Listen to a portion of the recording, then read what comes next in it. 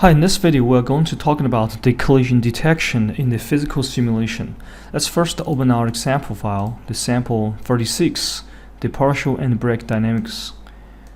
And you can see that in this file there's a very simple the origin agent we previously built for you, and we already set up each one of the bone shape and the joint, the physical joint for you. If you want to review it, please see the previous videos. And the first step, we needed to duplicate this place node and make two agents the face-to-face. Here, click the duplicate place node and click W and move this out. And then we can change the orient by this attribute and make them 180 degree. So make them face-to-face. And place our agents and play back our simulation.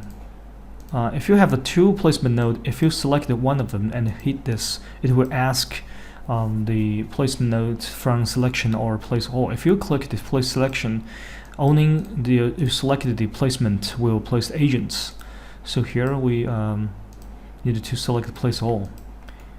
Now you can see that there are two agents face to face and they walk towards together. Because there's some of the collision avoidance logic here, let's first delete them. So at this time they can walk through each other, okay, just like this. We're going to add some of the setup and the logic control for making our agents collide, and our system can detect this kind of collide and enable the dynamics for each one of the agents. Let's do that. Firstly, when you select the origin agent, the bone shape here, you can see that there's a lot of the attributes, and some of them is the collide fill here. You can see that in the root it will default on, and you can select some of the bones and turn off the collide fill. Only the bones enable the collide fill can detect others collide. For example, let's select the legs and collide fill. For the bones not enable that, it cannot fill collide. For example, the hand. If we disable the collide fill, it cannot collide others, and others cannot fill something collide from this joint. So let's do that. Let's also select the head and enable the collide fill, because this is the major and main part of this agent. And place our agents and the playback in our simulation, nothing happened. So that means we needed to add a logic control here, the collide. Only the marked bones can be the check collide. So the logic is pretty simple. You can see that there's a collision detection, the marked bone collide. So it will check whether any collide happened in some of the marked bone we previously marked it, the chest, the arm and the leg and head. If this bone collide, it will do something. For example, let's just change the color. Firstly, set my color 2, and let's do the simulation. You can see that if the agent has something, the bone collide, it will change the color. And it will change back if the collision is not happening again. So pretty simple. And let's do something more interesting. For example, let's just enable dynamics here, enable dynamics, and let's run the simulation again.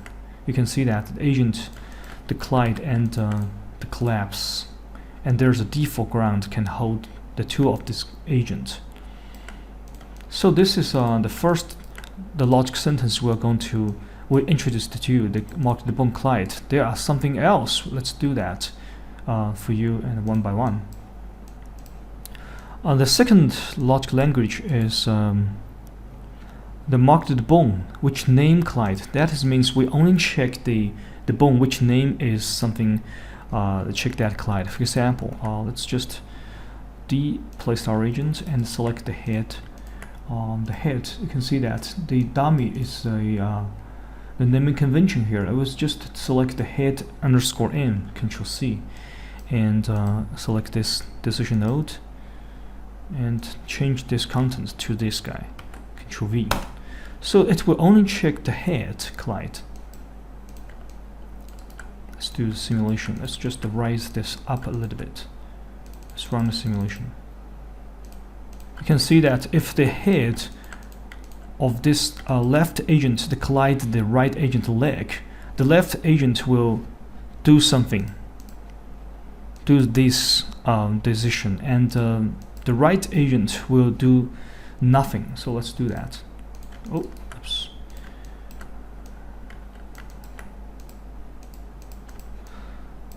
Head.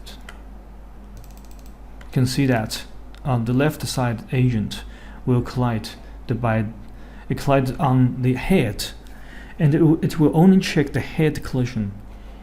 So, and you can see that this is happening. Let's run the simulation again. Let's write this up a little bit. Let's run this frame by frame. You can see that. That is cool. And let's deplace and raise this a little bit. You can see that at this time. Oh, this is too high. Down a little bit. You can see that the right agent will down because the head has been checked the collide.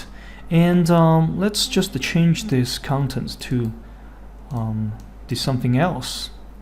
For example, collide by.